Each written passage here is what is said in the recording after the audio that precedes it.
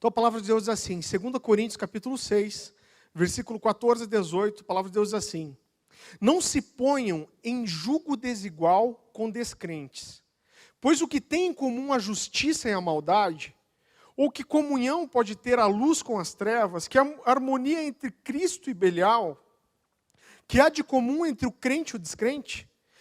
Que acordo há entre o templo de Deus e os ídolos? Pois somos santuário do Deus vivo. Como disse Deus, habitarei com ele, e entre eles andarei. Serei o seu Deus, e eles serão o meu povo.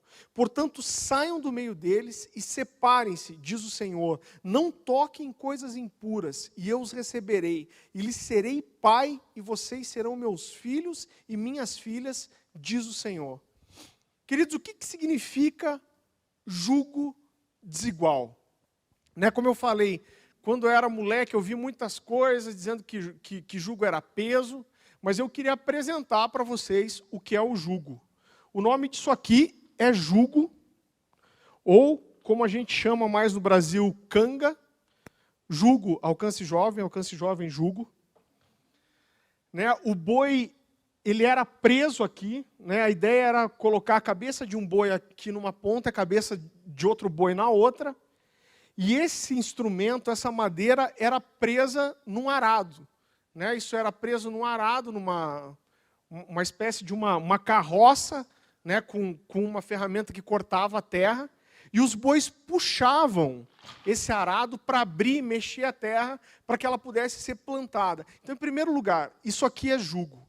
Mas quando o apóstolo Paulo fala sobre não entrar em jugo desigual, ele não está falando sobre algo novo, e ele fala sobre algo que ele conhecia muito e todo judeu conhecia. A lei de Moisés, ela trazia várias orientações, queridos, que eram coisas práticas para a vida diária de um hebreu. Né? E apesar de serem atitudes práticas, às vezes simples da vida, elas eram lei. Eu queria que você fosse comigo para Deuteronômio, capítulo 22, versículo 10.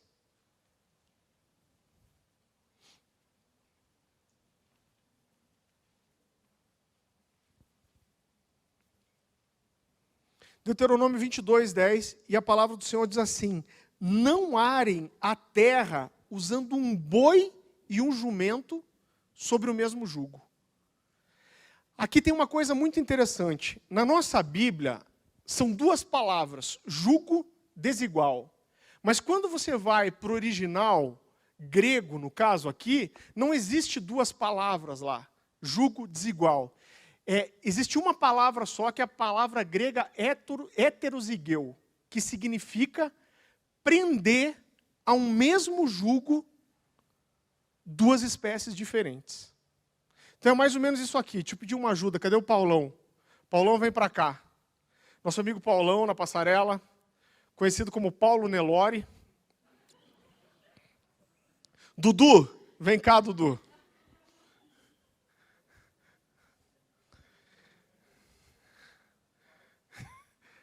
Vem alguém aqui para me ajudar com o microfone. Diegão, chega aí. Vocês estão animados? Diego, me ajuda aí. Eu vou gritar. É mais ou menos isso aqui, gente.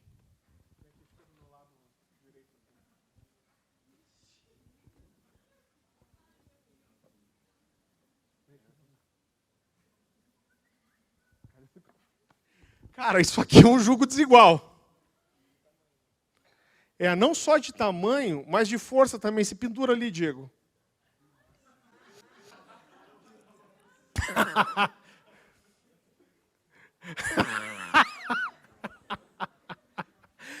Isso é um jugo desigual. É prender no mesmo jugo, apesar dos dois serem crentes e abençoados, eles são de espécies diferentes, creio eu.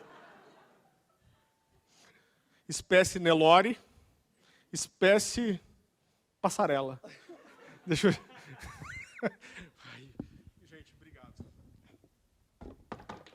Por que era proibido na lei de Moisés fazer isso, queridos? Porque algumas pessoas costumavam prender junto um boi e um jumento. Ele é o boi. Esquece.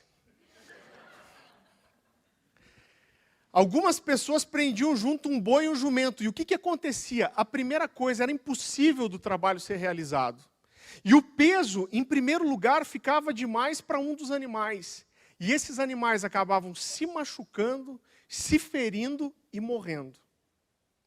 Então o que Paulo está dizendo, que a lei de Moisés dizia, era, olha, quando vocês colocam animais de espécies diferentes para caminhar juntos e fazer um trabalho em comum, esse trabalho não acontece, ele não é completado. E os animais vão se machucar, vão ferir. E não é só o mais forte, não é só o mais fraco que vai se machucar.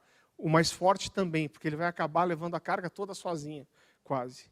Então é sobre isso que a Bíblia fala quando Paulo se refere a jugo desigual. Segunda coisa, quando a gente lê esse texto de Coríntios, a que tipo de jugo desigual que Paulo está falando? Em primeiro lugar, a carta de Coríntios é escrita para quem? Ela é uma carta evangelística, falando para o não crente? Não. Paulo está falando para os crentes da cidade de Corinto. Então, ele é muito claro, ele fala, olha, para que os crentes não misturem luz e trevas, né? O crente com o descrente, o justo com o ímpio, o fiel com o infiel. A palavra descrente aqui, queridos, é impressionante. A capacidade que as pessoas têm de tentar argumentar e tentar legitimar um namoro entre um crente e um não crente. Ah, mas ele é crente, ele acredita que existe Deus. A palavra descrente ali é a palavra grega apistos, que significa infiel ou incrédulo. Não é só um incrédulo, aquele que não acredita, mas aquele que é infiel também. Então fica claro que Paulo está falando para que os crentes daquela cidade, eles não entrem em acordo, eles não se misturem, eles não dividam uma vida com aquele que não é crente. Quando Paulo diz que acordo há entre o templo de Deus e os ídolos, pois somos santuário do Deus vivo, como disse Deus, habitarei com eles e eles adorarei. Quem é o templo de Deus, querido? Quem é o templo de Deus? É todo homem e mulher cujo Espírito Santo habita. Esse é o crente de verdade. E ele está falando que essa pessoa, ela não pode se misturar com aquele que não tem o Espírito Santo. E eu gostaria de falar com vocês agora sobre alguns argumentos, e eu falo isso pela experiência, porque quando a gente anda com jovens, e quando você vê um jovem começar a namorar com alguém que não é crente, e você chega junto, são sempre os mesmos argumentos, os mesmos questionamentos. E eu gostaria de falar um pouco de cada um deles com vocês. Uma das primeiras coisas que eu ouço, querido, é mais ou menos assim. Eu vou dirigir a minha vida, vou me pautar por algo que é falado na Bíblia uma vez só. A Bíblia fala uma vez só sobre jugo desigual. Então eu vou dirigir minha vida, eu vou me pautar por isso. Querido, em primeiro lugar, se fosse uma única vez que a palavra de Deus falasse isso, já seria suficiente. Existe um princípio para se estudar a palavra de Deus, é que você nunca exclui nada da Bíblia. Por exemplo, em Lucas 6, fala sobre as bem-aventuranças de Jesus. E lá Jesus fala sobre 4 bem-aventuranças. E em Mateus 5 fala sobre 9 bem-aventuranças. Puxa, Mateus fala sobre 9, Lucas sobre 4. O que eu vou fazer? Vou pegar 5 e vou jogar fora. Não. Para se estudar e entender a palavra de Deus, a gente nunca subtrai as coisas, mas a gente soma e entende o todo. Então, se houvesse uma única vez na Escritura, isso já seria reconhecido como verdade. A outra coisa é que quando Paulo fala sobre o jugo desigual, querido, ele não está trazendo uma novidade para a vida da igreja, ele não está trazendo algo novo sobre relacionamento, mas ele está falando sobre uma coisa que desde o começo Deus estabeleceu. Quando Deus escolheu um povo, na verdade Deus não escolheu um povo, ele escolheu um homem chamado Abraão. E desde quando Deus escolheu esse homem para fazer dele um povo, ele procurou separar esse povo de forma santa. A primeira coisa que eu queria destacar para você, eu não sei se você já percebeu, mas a referência você não precisa abrir, está em Gênesis capítulo 11, versículos 30 a 31, que Deus não falou para Abraão deixar a sua terra e a sua parentela até que ele tivesse casado com Sara. Depois que Abraão casa, né, com uma mulher da sua família, de onde ele tinha relacionamento, depois disso Deus fala para Abraão, agora sai da sua terra e da sua parentela. E é muito interessante, porque Abraão vai, querido, ele vai para Canaã, e ele tem um filho da promessa, a gente conhece a história, que é Isaac. E ele está morando em Canaã, habitando em Canaã, mas quando chega a hora de Isaac casar, Abraão faz algo muito específico. Vá lá comigo para Gênesis capítulo 24. Se você não for muito ninja de Bíblia, é melhor até você talvez segurar e prestar atenção nos textos. Eu não vou ficar esperando muito para a gente não demorar demais na mensagem. Mas a palavra de Deus é assim, Gênesis 24, 1-4. Abraão já era velho, de idade bem avançada, e o Senhor em tudo o abençoava. Disse ele ao servo mais velho da sua casa, que era o responsável por tudo quanto tinha, põe a mão debaixo da minha coxa. Essa era uma forma, querido, deixa eu tentar te explicar isso. Eles entendiam que a descendência do homem, a descendência de uma família, vinha da procriação, claro, do homem, né? O homem que perpetuava a descendência. E eles sabiam que a fertilidade vinha dos testículos. Então esse negócio de pôr a mão debaixo da coxa era uma forma de jurar pela posteridade. Eu juro pela sua descendência que eu farei isso. Então é isso disso que a palavra está falando. E diz assim, e jure pelo Senhor, o Deus dos céus e o Deus da terra, que não buscará mulher para o meu filho, entre as filhas dos cananeus, no meio dos quais eu estou vivendo, mas irá à minha terra e buscará entre os meus parentes uma mulher para o meu filho Isaque. Querido, ele falou, estou morando aqui, mas meu filho não vai casar com mulher dos cananeus. Um pouco mais para frente, quando Isaac chega na hora de casar, o que acontece? Vai comigo para Gênesis 27. Primeiro 27, 46. Rebeca, mãe de Isaac, dizendo para ele. Então Rebeca disse a Isaac, estou desgostosa da vida por causa dessas mulheres hititas. Se Jacó, que era o irmão de Isaac, escolher esposa entre as mulheres dessa terra, entre as mulheres hititas como estas, perderei a razão de viver. Olhe a intensidade do que aquilo significava para elas. Ela dizia, se meu filho casar com uma mulher de outros povos, eu perco a razão de viver. E agora vá comigo para 28:4, Gênesis 28:4. E diz assim, então Isaac chamou Jacó e deu-lhe sua bênção e lhe ordenou, não se case com mulher cananeia. O texto para frente fala um pouco sobre isso também, eu não vou continuar, queridos, para a gente não se demorar. Mas outro exemplo que eu queria dar é quando aquele povo que sai do Egito chega para conquistar a terra prometida, Deus dá uma ordem muito específica para eles, para quando eles chegassem na terra. Dá um pulo comigo para Deuteronômio 7.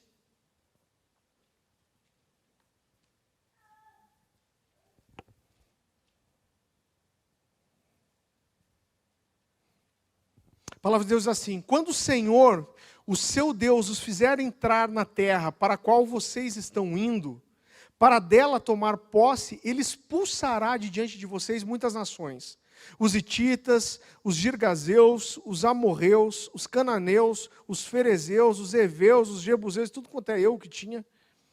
São 7 nações maiores e mais fortes que vocês. E quando o Senhor, seu Deus, as tiver entregue a vocês, e vocês estiverem derrotados, então vocês as destruirão totalmente. Não façam com elas tratado algum e não ponham piedade delas. Não tenham piedade delas. Não se casem com pessoas de lá. Não deem suas filhas aos filhos delas, nem tomem filhas delas para os seus filhos. Queridos, e agora a parte mais importante.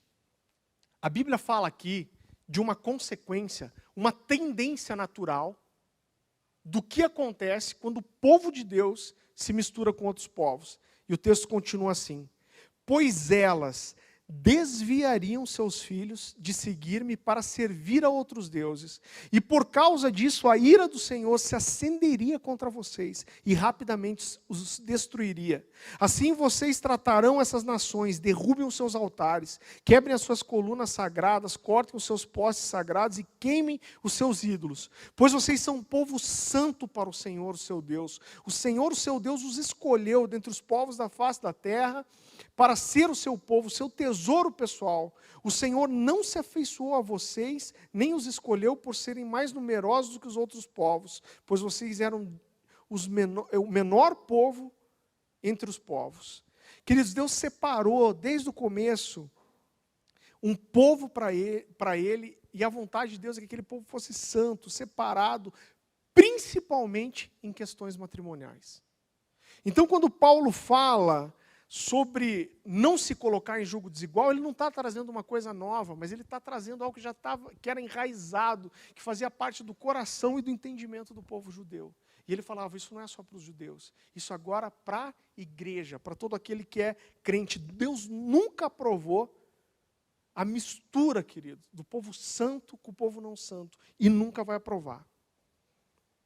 E Deus sempre deu o motivo para não aprovar essa mistura. Como eu falei, uma tendência natural. Ele falou, se vocês se misturarem com outros povos, a tendência não é que esses povos se convertam, mas que as mulheres desses povos corrompam seus filhos e a sua geração. E Deus fala sobre esse motivo muito claro também. Eu queria que você fosse comigo para Números 31 agora.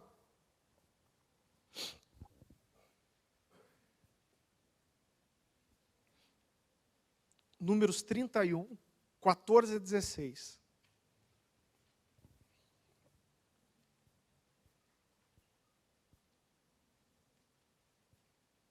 Aqui Moisés está indignado que depois de uma batalha o povo poupou, algumas mulheres que eram do povo que habitava a cidade que eles iam conquistar. E a palavra de Deus diz assim, Números 31, 14 e 16. Mas Moisés indignou-se contra os oficiais do exército que voltaram da guerra, os líderes de milhares e os líderes de centenas. Vocês deixaram todas as mulheres vivas? Perguntou-lhes. Foram elas que seguiram o conselho de Balaão e levaram Israel a ser infiel ao Senhor, no caso de Peor, de modo que uma praga feriu a comunidade do Senhor. Querido, eu não sei se se lembra qual é esse texto, mas Balaão tenta amaldiçoar, pelo pedido de um rei, ele tenta amaldiçoar o povo de Deus. Deus se manifesta através de uma jumenta, através de um anjo, e fala assim, você não pode amaldiçoar aquilo que eu abençoei. E esse cara, com uma criatividade do inferno, ele chega para o rei e fala assim, rei, não adianta eu amaldiçoar, porque eu não posso amaldiçoar aquilo que Deus abençoou. Mas vamos fazer o seguinte, manda mulheres para eles, que os seduzam, porque quando eles se entregarem a essas mulheres, eles vão desobedecer à vontade de Deus. E aí, a consequência da desgraça na vida deles vai ser algo natural, e você não vai precisar fazer nada. E realmente foi o que aconteceu. Moisés fala sobre que uma praga feriu a comunidade do Senhor. Por quê, queridos? Porque eles se contaminaram com mulheres de outros povos. Vá comigo para Esdras, capítulo 9.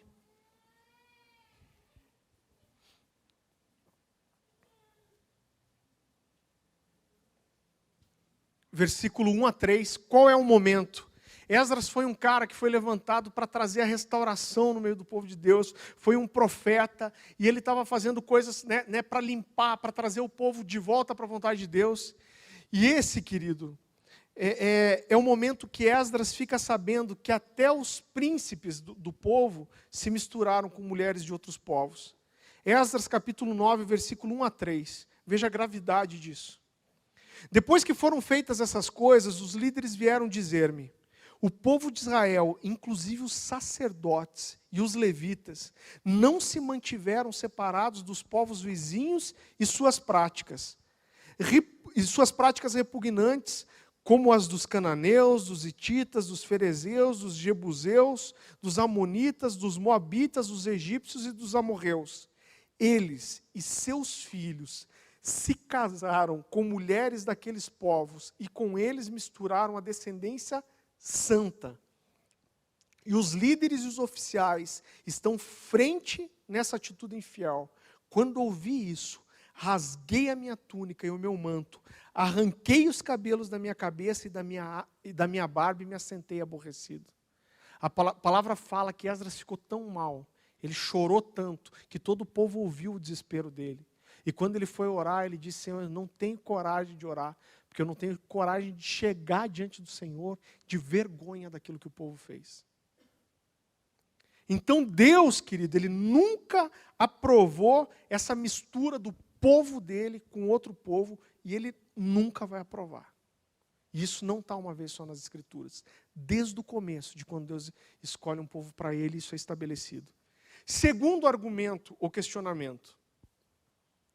Então algumas pessoas dizem assim: então se eu não posso ter comunhão, ter nada com o povo do mundo, se fosse assim eu não poderia me relacionar, ter amizade, ter relacionamento com ninguém, eu estaria em julgo desigual. Então como que a gente vai evangelizar as pessoas?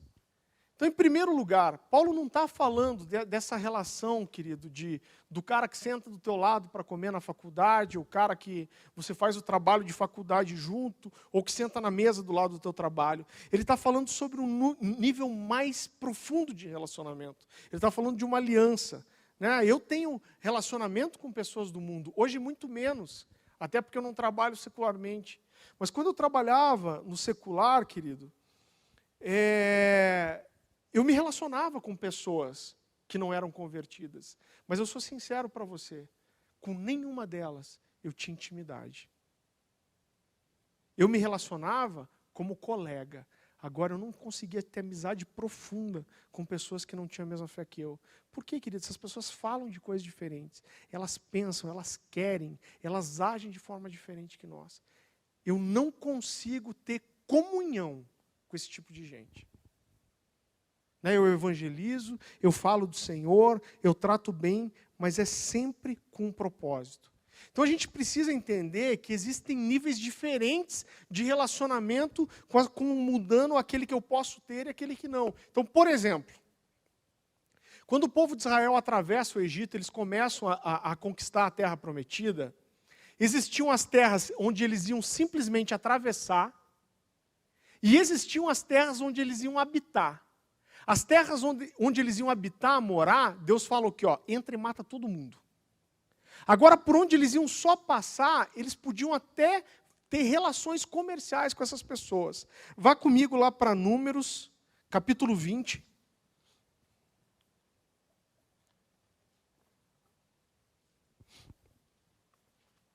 Números, capítulo 20.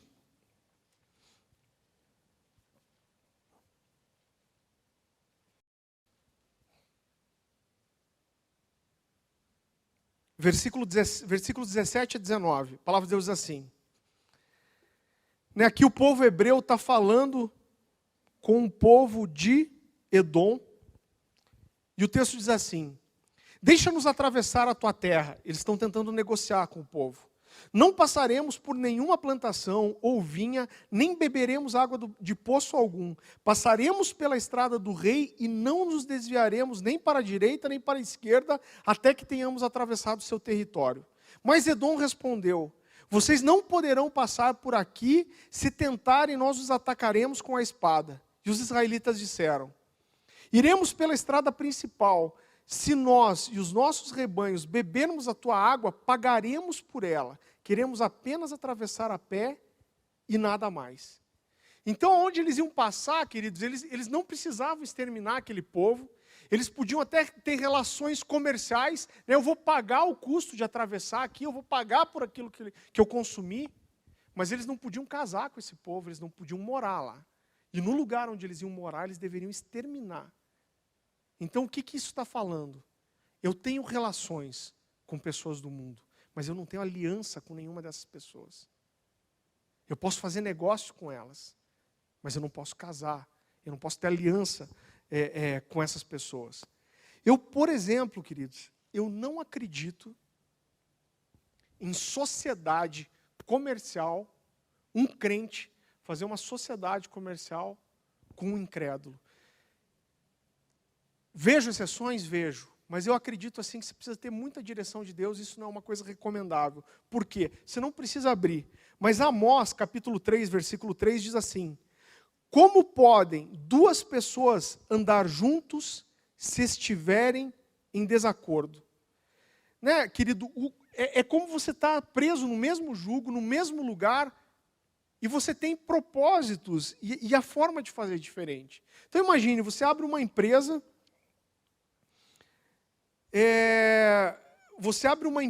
com alguém que não é cristão, e aí você vai querer dizimar os lucros dessa empresa. O cara não vai. Você vai querer levar um pastor para abençoar a sua empresa, e o cara vai querer levar um cara para fazer uma macumba. O cara vai querer levar uma santa para colocar lá.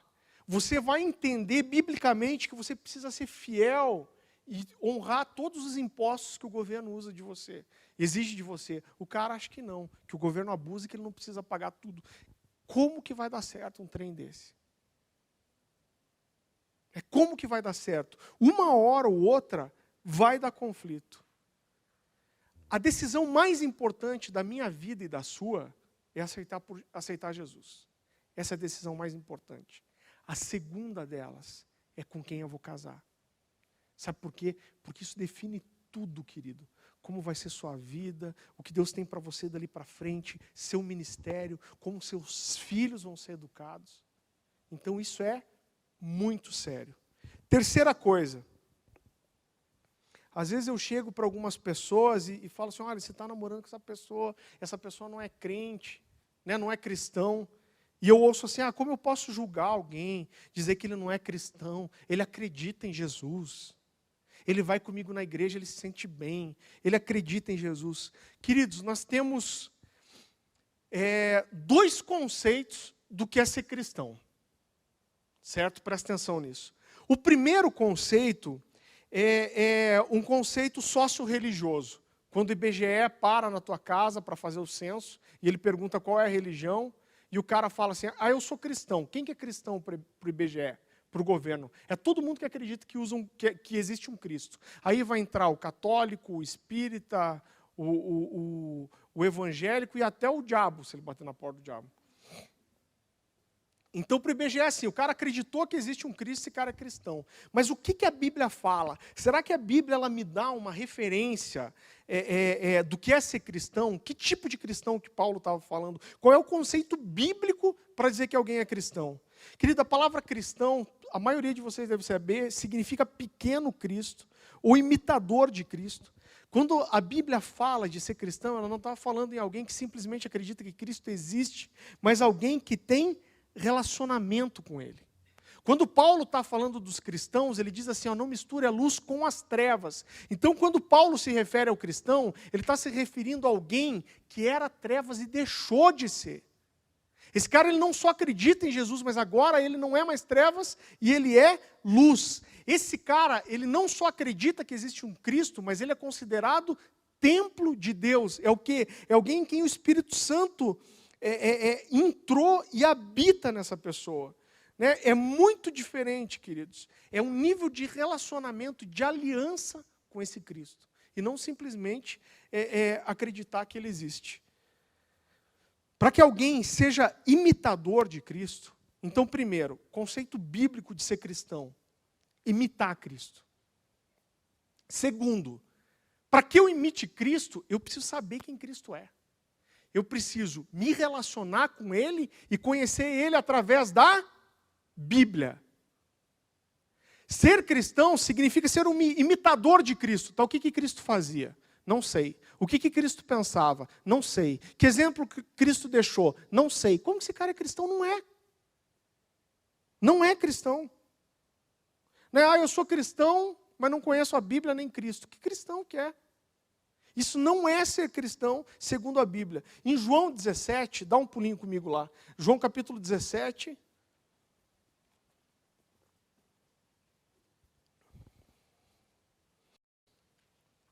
João capítulo 17, versículos 8 a 9. Nesse texto, Jesus expressa o que é ser cristão e andar com Ele.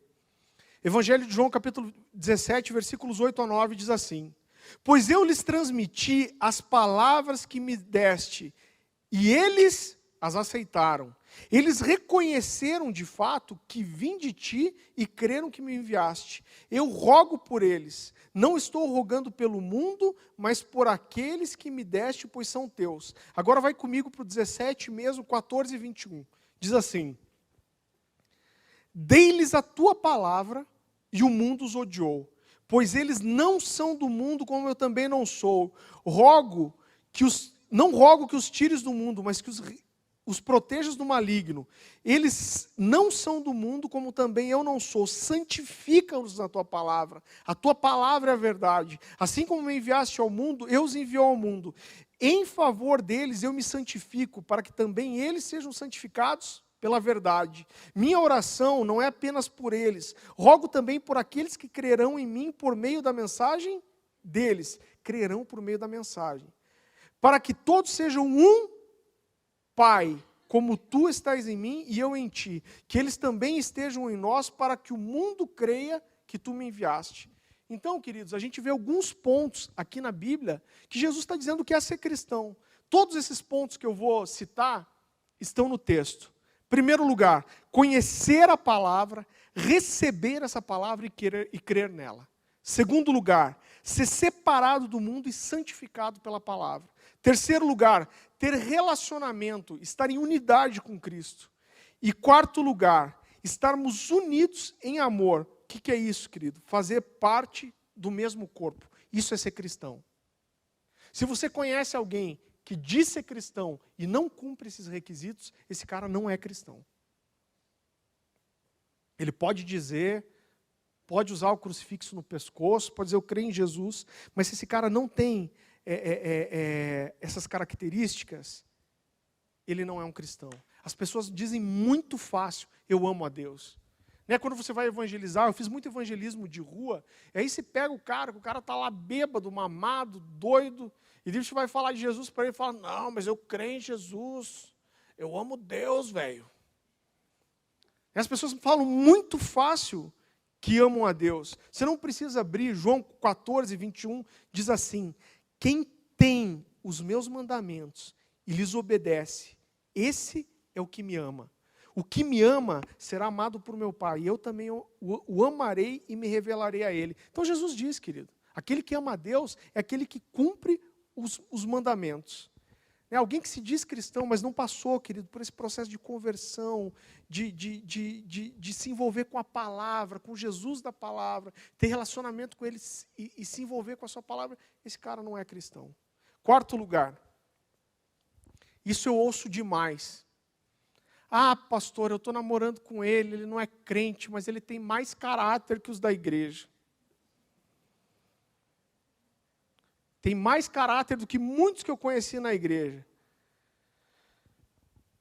Querido, quando eu ouço essas pessoas falando isso, parece que é tão ridículo esse pensamento, que parece que ela tem duas opções só. Ou eu vou namorar com um mundano que tem caráter, ou eu vou namorar com aquela criatura que vem na igreja, mas não tem caráter de Cristo nenhum. Como se você tivesse só essas duas opções. Mas, na verdade, o que você precisa buscar é um cara que seja crente de verdade, que esteja dentro da igreja e que tenha caráter. Porque realmente não são todos. Segunda coisa, uma pessoa que não é convertida, presta atenção nisso. Eu conheço muito mundano que tem caráter. Em que sentido? Esse cara é honesto, ele não deve para ninguém, ele paga suas contas em dia, ele trata bem seu pai e sua mãe, é um cara que cumpre a lei, é um cara íntegro, honesto.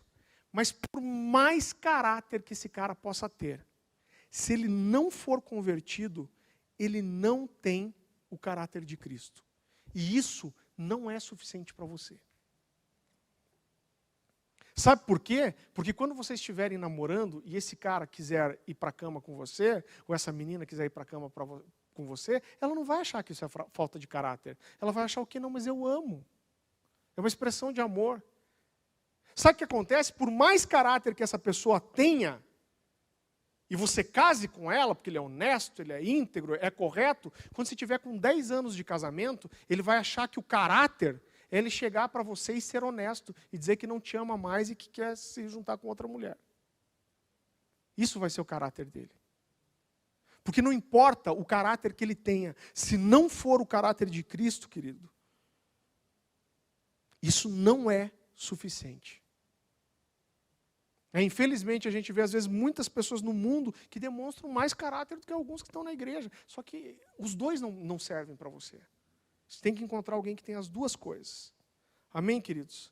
Quinto lugar. Isso aqui é terrível. Só a graça, dá vontade de bater. Mas meu objetivo é evangelizar.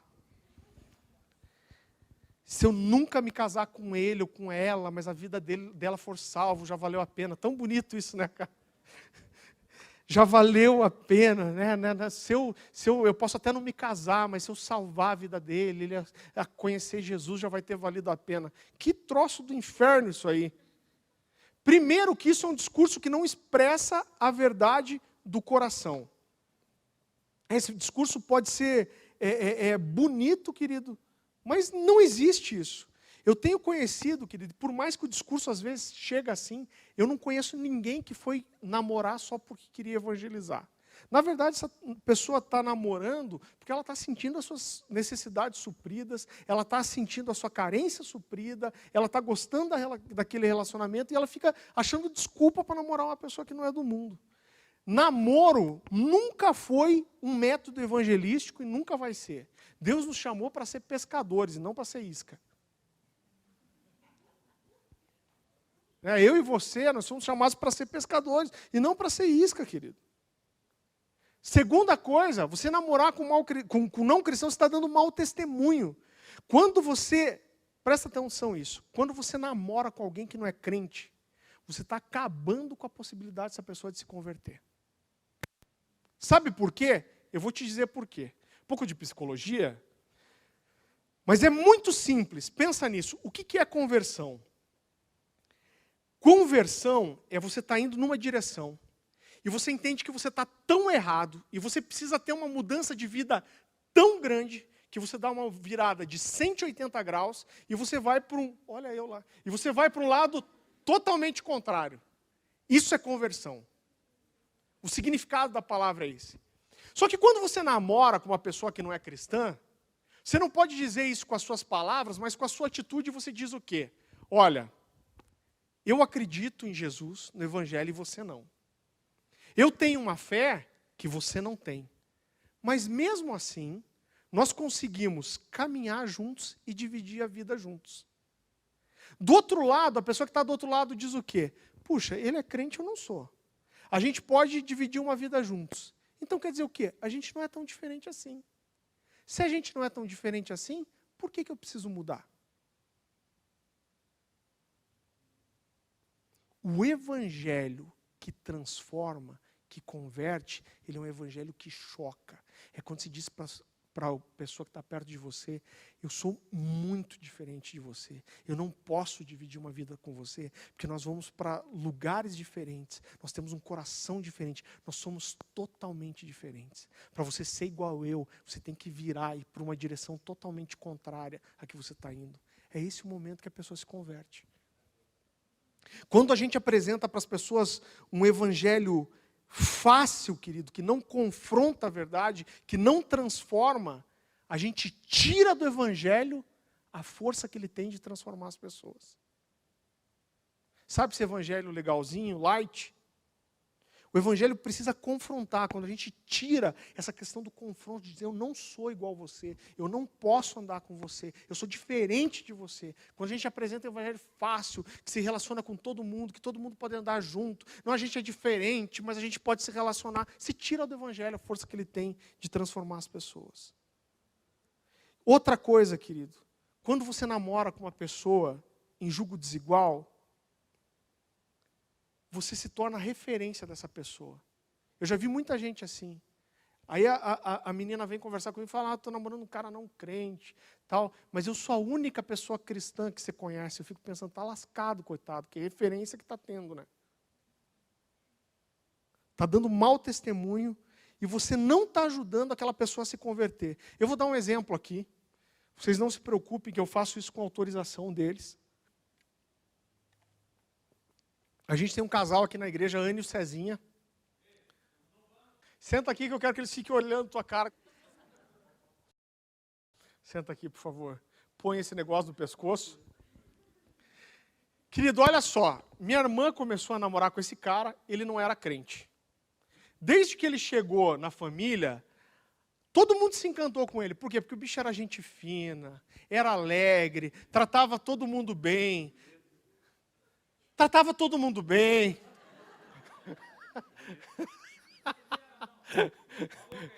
Era um cara muito gente boa, todo mundo gostava dele.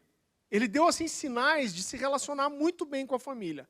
Mas eu chegava para a Anne e falava, Anne, se você casar com esse cara, você vai arrebentar a tua vida. Eu gosto dele, ele é muito gente boa, mas se ele não converter, você vai desgraçar a sua vida. E ela não, ela que me ensinou todos esses argumentos aqui que eu estou batendo hoje. Veio com todas essas abobrinhas aqui, ó. Não, mas veja isso, mas veja aquilo, mas ele vai se converter. Mas ele vai na igreja comigo. Mas teve um dia que ele estava no culto, ele chorou. Teve um dia que eu vi a mão dele tremendo. Cara, todos os argumentos. Eu falei, Anne, se você casar com esse cara, sem ele se converter, você vai arrebentar a sua vida e a vida dele. O que aconteceu? Namorou 7 anos com isso aqui. 7 anos de vacas magras. E o que aconteceu? Se converteu? Claro que não se converteu. 7 anos pregando, minha mãe pregando para esse cara aqui, e falando, e trazendo o cara para a igreja, se converteu nada. O que aconteceu? Um dia a ficha caiu, eu lembro de uma conversa séria que eu tive com ela, e ela foi e terminou com a criatura. Foi.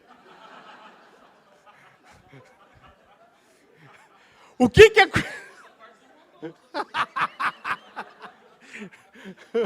O que aconteceu depois que minha irmã terminou com ele? Se converteu a criatura.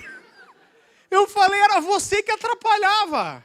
Mas é verdade, era minha irmã que atrapalhava, que tirava a referência. O dia que ela chegou para ele e falou assim, eu estava errada, eu não posso andar com você, eu não posso casar com você, porque nós somos diferentes. O nosso coração é diferente, a gente está indo para lados diferentes. A gente vai querer criar os filhos de jeito diferente. E terminou com ele, se converteu.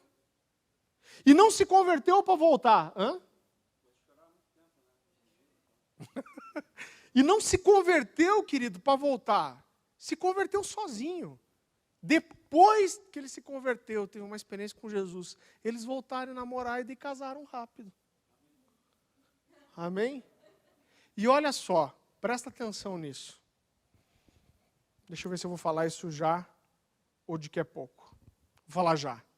Sabe outra coisa que acontece? Não, fica aí ainda. De castigo pelo que você fez aqueles 7 anos. O que acontece? Aí você vai falar, aí eu já ouvi isso muitas vezes também. E minha irmã falava para mim assim, não, mas eu não vou casar se ele se converter. Eu só caso se ele se converter. E a pessoa até acredita nisso, mas sabe o que acontece, querido?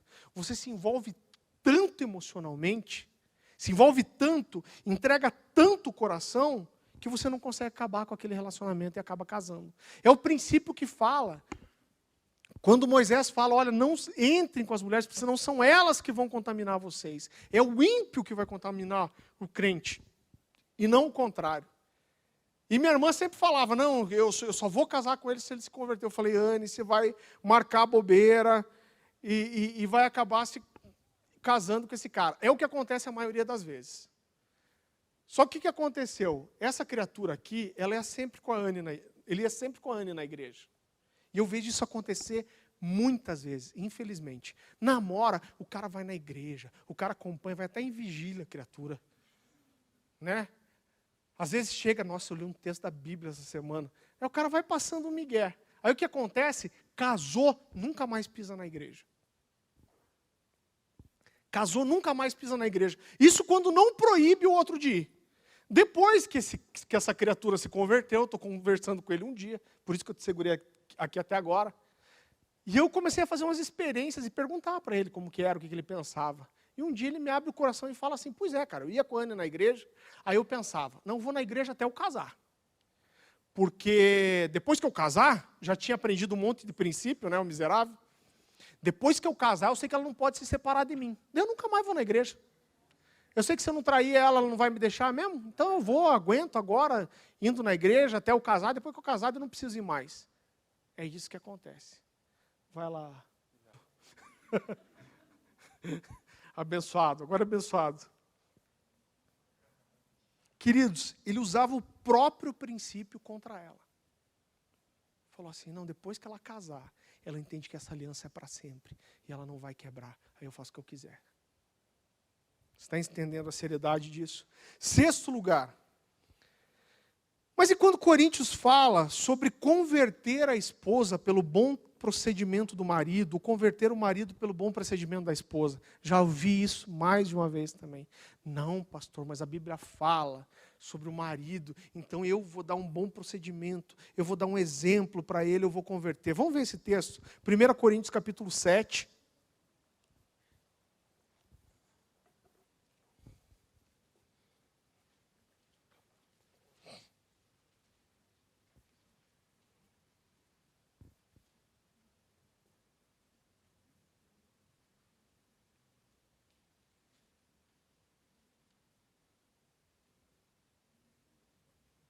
Primeira Coríntios capítulo 7, versículos 10 a 18. A palavra do Senhor diz assim: todavia, aos casados, mando não eu, mas o Senhor, que a mulher não se aparte do seu marido.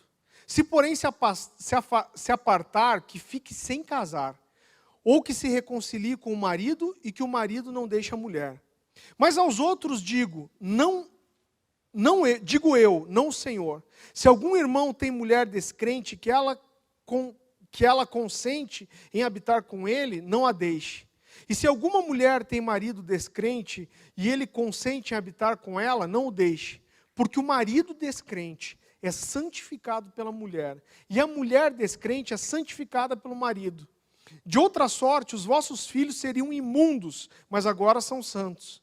Mas se o descrente se apartar, aparte-se, porque nesse caso o irmão ou irmã não está sujeito à servidão, mas Deus o chamou para a paz. Porque de onde sabes, ó mulher, se salvarás o seu marido? Ou de onde sabe, ó marido, se salvarás a sua mulher? E assim cada um ande como Deus lhe repartiu, cada um segundo o Senhor o chamou. É o que ordeno em todas as igrejas. É alguém chamado estando circuncidado? Fique circuncidado. É alguém chamado estando incircuncidado? Fique incircuncidado. Em primeiro lugar, o texto fala, querido, sobre o poder do bom testemunho. Né? O versículo 14 diz assim: porque o marido descrente é santificado pela mulher e a mulher descrente é santificada pelo marido. Quem está namorando em julgo desigual não está dando bom testemunho, está dando mau testemunho. Primeira coisa. Segunda coisa, o texto deixa bem claro que não existe nenhuma certeza de que o marido ou a esposa vai se converter. Né? O 16 diz assim: porque de onde sabes, ó mulher, se salvará seu marido? Ou de onde sabes, ó marido, se salvará sua mulher? Então o que o texto está dizendo? Não tem nenhuma garantia. Não existe garantia. Em terceiro lugar, Paulo, querido, está dando uma orientação para cristãos que são casados com descrentes. Ele não está falando de namoro. No 17 e 18, ele deixa muito claro sobre que tipo de relacionamento que ele está falando. Diz assim, quero ler de volta com você. E assim cada um ande como Deus lhe repartiu, cada um como o Senhor o chamou. Ele está falando o quê? Que você deve permanecer como você estava quando o Senhor o chamou. Quando é que o Senhor o chamou? Quando você se converteu. Então ele não está falando de alguém que decide que já é crente e decide namorar com o descrente. Ele está falando que alguém que já era casado e se converteu. E o marido ou a esposa não se converteu. Então isso não se aplica, ele diz cada um permaneça do jeito que foi chamado. Ó, se foi chamado e você estava casado e seu marido, sua esposa não se converteu, você permaneça casado então. E permaneça no Senhor. É sobre isso, não tem nada a ver com julgo desigual isso. Amém? Está claro, querido? Penúltimo ponto. Mas isso aqui é misericórdia. Eu sinto paz. Não, mas eu sinto paz. Eu sinto que vai dar certo. Querido, eu procuro sentir paz naquilo que a Bíblia não traz uma orientação prática. Deixa eu te dar um exemplo. Eu tenho 2 oportunidades de emprego. Primeiro, trabalhar um princípio. Amém, moçada? Amém, isso aí. Amém, meninas? Então, trabalhar é um princípio. Então, eu sei que eu devo trabalhar, eu preciso trabalhar, dar fruto, eu preciso ter condições de um dia casar. E aparecem duas oportunidades de emprego. As duas são boas, são trabalhos legítimos, e eu oro buscando entender qual é a vontade de Deus e qual emprego eu devo escolher. Mas aquilo que já é um princípio estabelecido da palavra de Deus, querido, eu não preciso orar para saber se eu sinto paz ou não. Eu não oro pedindo para Deus, ai Deus me dá paz para eu entender se eu devo dizimar. Ai Deus me dá paz para eu entender se eu devo deixar de pecar. Ah, Deus me dá paz para eu saber se é para me batizar mesmo. Ah, Deus me dá paz para eu entender se eu preciso deixar de mentir mesmo. Aquilo que é a vontade de Deus, você não precisa orar para pedir a direção dele ou sentir paz, queridos.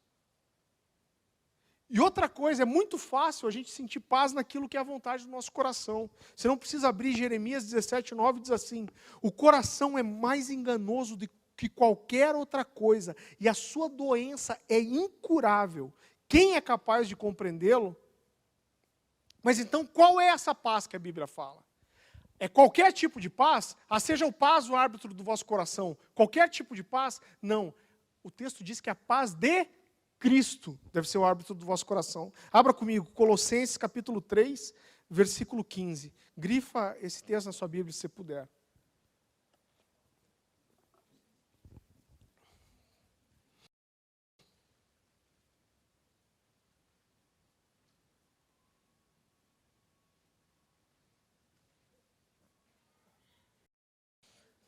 Colossenses capítulo 3, versículo 15. Que a paz de Cristo seja o juiz em seus corações, visto que vocês foram chamados a viver em paz, como membros de um só corpo, e sejam agradecidos. Então não é qualquer tipo de paz, é a paz de Cristo. Qual é, querido, a paz de Cristo? Você não precisa abrir. Eu vou ler alguns textos, para a gente não demorar, você não precisa abrir. João 6,38. Pois desci do céu, não para fazer a minha vontade, mas para fazer a vontade daquele que me enviou. A paz de Cristo, querido, é a paz da obediência. João 5,30 diz assim: por mim mesmo eu nada posso fazer, eu julgo apenas conforme ouço, e o meu julgamento é justo, pois não procuro agradar a mim mesmo, mas aquele que me enviou. A paz de Cristo, querido, é a paz que você sente quando você faz a vontade dele, e não a sua. A palavra fala, como eu li, que o nosso coração é enganoso, querido, né? Nós somos cheios de desejos, vontades, e esses desejos, essas vontades, elas contaminam a nossa alma e esse sentimento de paz. As pessoas usam muito isso, eu sinto paz para fazer o que está na vontade do coração delas. Mas esse texto eu quero que você abra e você grife na sua Bíblia. É um texto muito conhecido, Hebreus capítulo 4, versículo 12.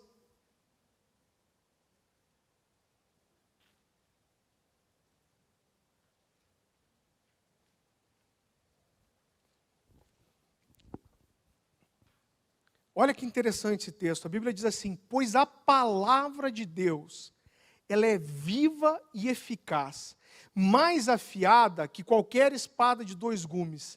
Ela penetra ao ponto de dividir alma e espírito. Dividir o quê?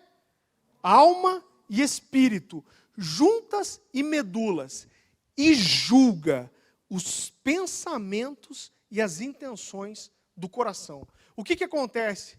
A gente sente muita coisa.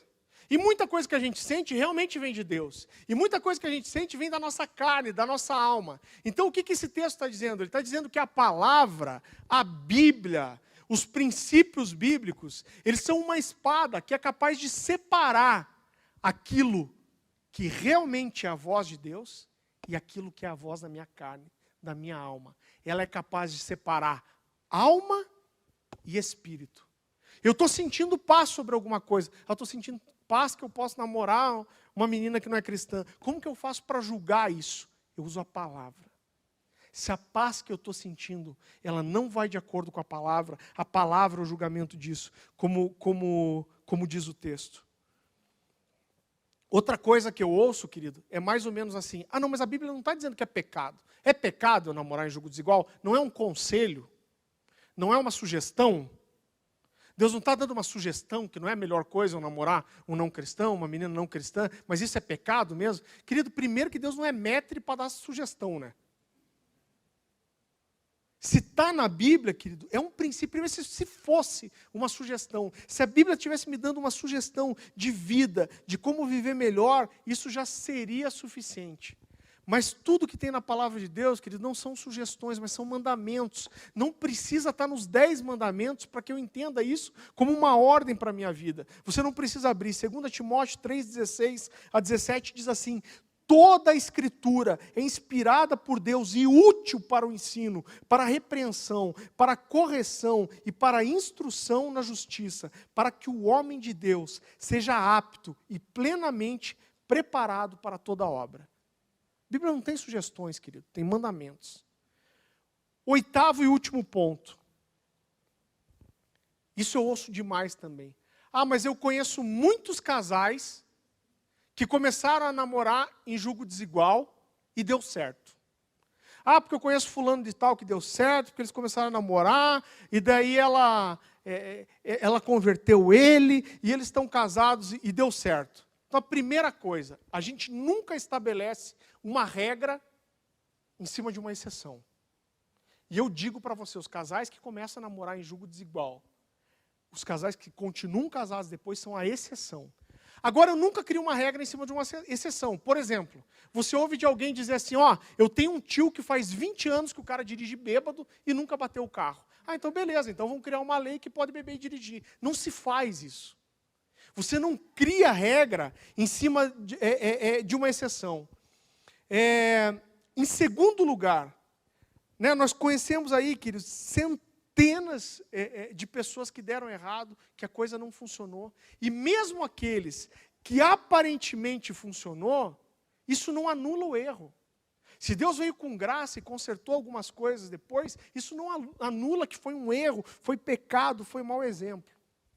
Terceira coisa, que é a pergunta crucial, que eu acredito. Deu certo, mas até que ponto? Até que preço? Normalmente, quando eu converso com casais que começaram a namorar em julgo desigual e estão casados até hoje, você vai perguntar a história deles e foi desgraça atrás de desgraça. Quase separaram, tiveram problema, os filhos tiveram problema, enfrentaram problema com a família, enfrentaram problema financeiro. Ah, mas estamos juntos. Mas a que preço, querido? A que preço? Você não precisa passar por isso.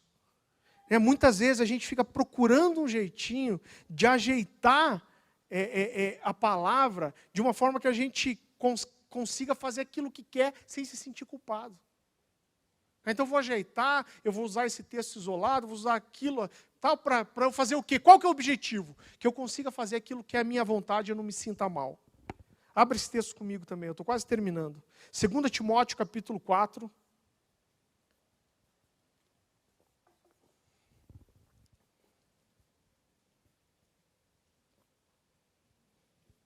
Versículos 3 a 4. A palavra de Deus diz assim: pois virá o tempo em que não suportarão a sã doutrina, pelo contrário, sentindo coceira nos ouvidos, seguindo seus próprios desejos, juntarão mestres para si mesmos. Eles se recusarão a dar ouvidos à verdade, voltando-se para os mitos.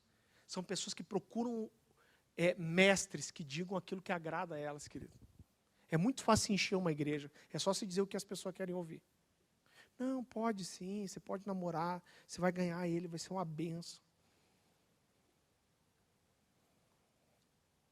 Quando você aceita entrar num namoro, querido, em julgo desigual, isso mostra a falta de confiança que você tem em Deus. Que você não consegue confiar que na hora certa Deus vai te trazer um marido, vai te trazer uma esposa. Você não confia em Deus e você não consegue esperar. Isso mostra a falta de fé no teu coração, a falta de confiança em Deus, que existe uma falha estrutural, emocional, espiritual. O maior desejo da nossa juventude hoje é a tal liberdade mentirosa. Liberdade para eles, do jeito que o mundo prega, é o direito de eu fazer o que eu quero, mesmo que isso faça mal para mim.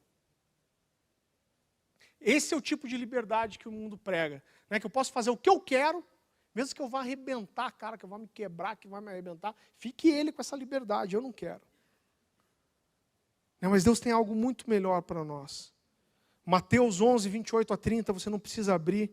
Diz assim: venham a mim, vós todos que estão cansados e sobrecarregados, e eu lhes darei descanso.